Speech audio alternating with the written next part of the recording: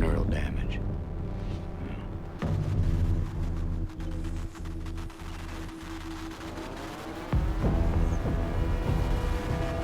That's a scene from HBO's True Detective, in which we get to witness one of Detective Rustin Cohle's psychedelic flashbacks. Ah, but is there any science to the cinematic psychedelia?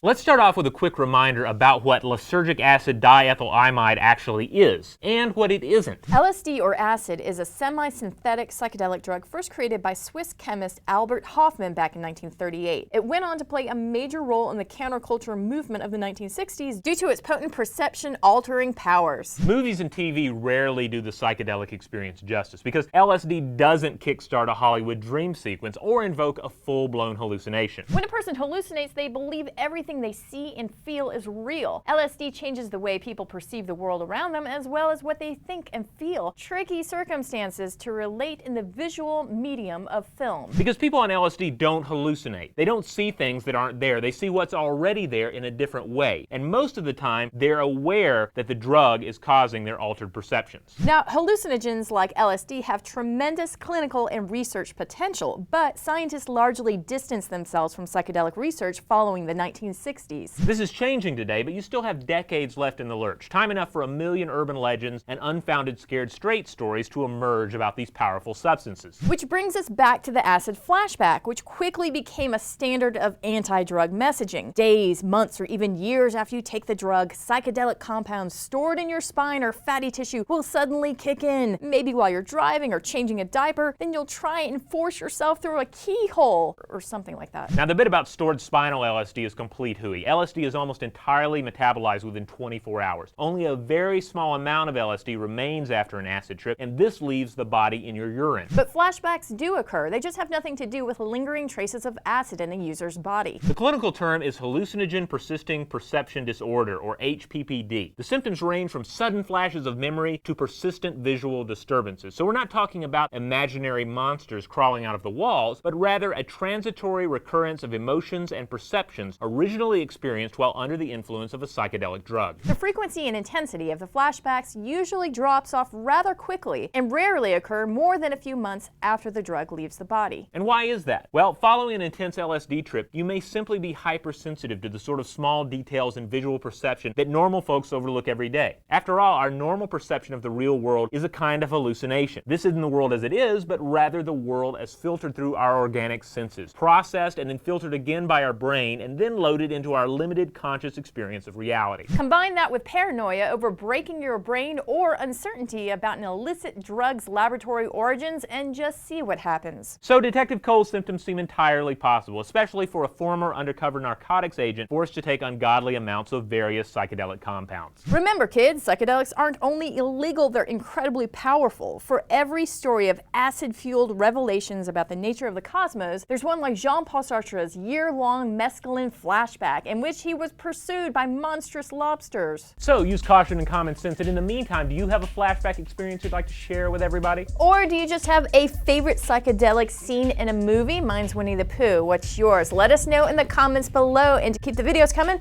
make sure to subscribe.